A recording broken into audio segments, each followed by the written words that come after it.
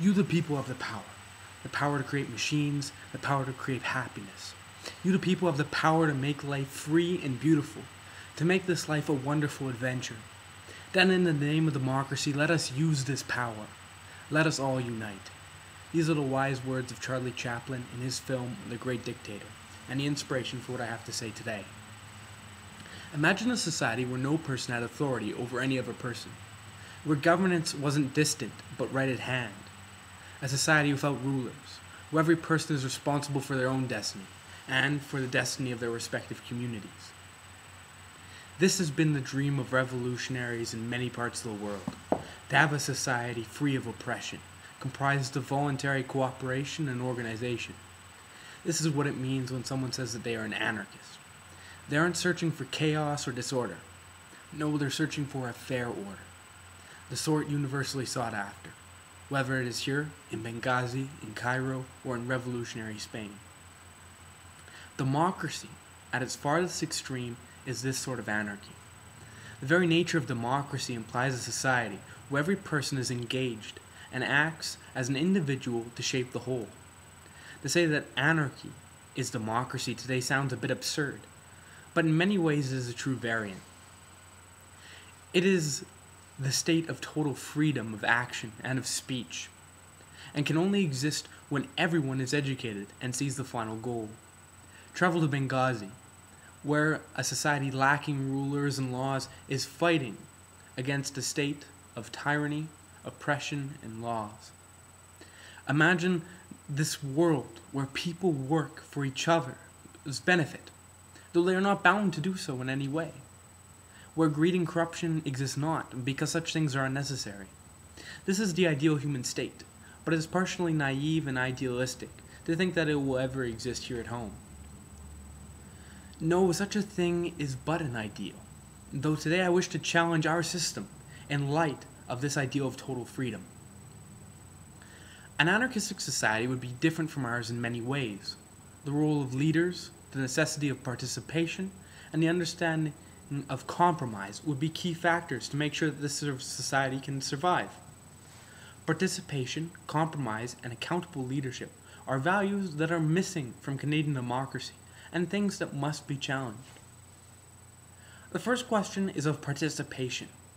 It is a sad state of affairs when 56% of Canadians bothered to vote last election, and that's it. Not to mention that 52% of young Canadians, when surveyed as to why they did not vote, said that they felt that their vote would not matter, or that the candidates simply did not represent their interests. It is amazing to think that a candidate with such low turnout these days can win an election if he or she has only won 24% of the vote in their riding.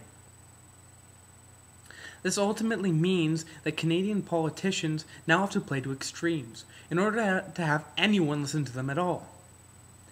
This is the result of moderates becoming apathetic, and further drives this downward spiral.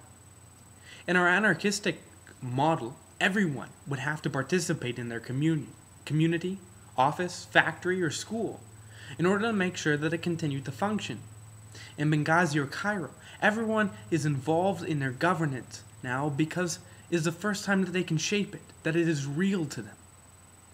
This should be the ideal, especially when governance has been in Canada when total suffrage has been in Canada since 1916, when women received the right to vote in Manitoba. So why not be loud and vocal? If politicians don't talk about what you're interested in, make them. Be sure that governments are always subservient to the people.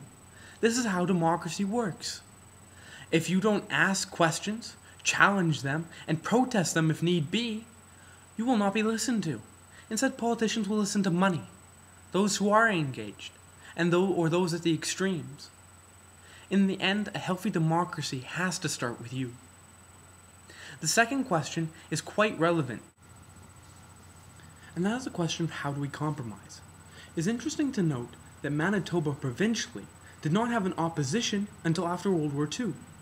Before then, every party that was elected was invited to join the government so that everyone would work on the same side to do the job they were elected to do. This is why our legislature is shaped like a horseshoe. This is a reasonable way to govern, as it is unreasonable to expect that everyone will be on the exact same side as you. Everyone, no matter the side, are working toward the same common good as they see it.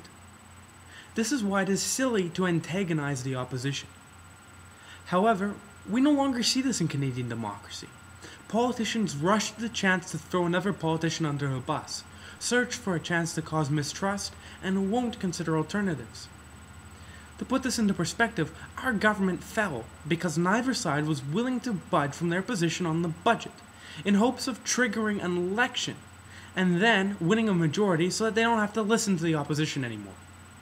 Maybe it's unreasonable for me to expect that our multi-party government will actually govern like we elected them to do so. Maybe saying, give me your top 10 liberal priorities for the budget and we can draft something that everyone can agree on. It's too much work. Maybe if the Liberals offered some concessions to the Conservatives, we might have a government and not an election.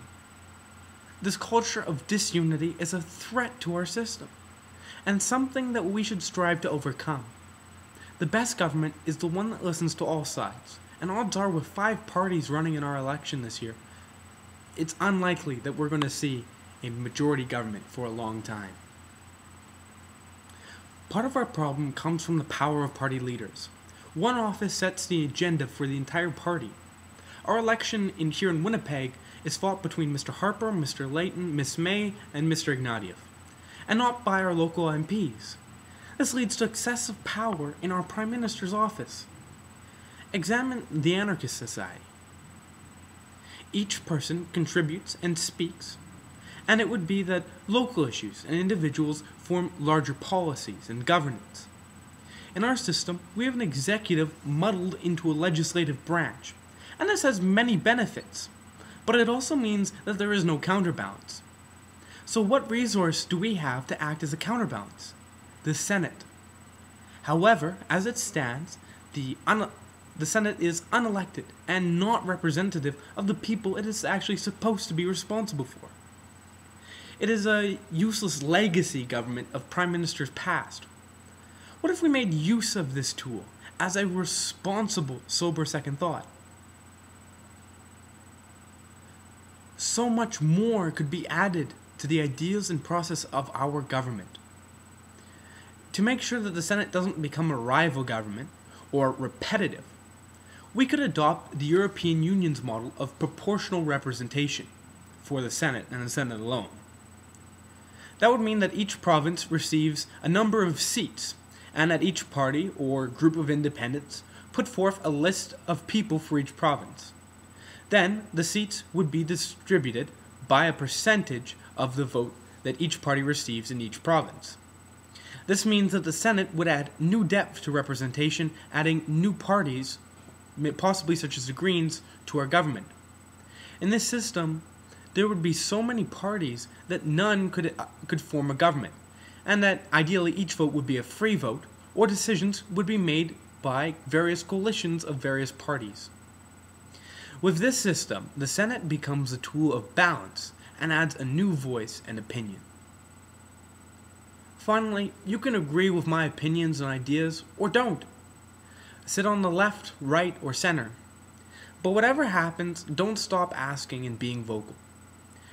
We are the youth and have the ability to be loud and add new depths to old conversations. For those of us who are over 18, we can directly voice our opinion. For those of us who may not be 18 yet, you can go and participate in many other ways. Believe what you will, but never sit down and let others drive you where they like.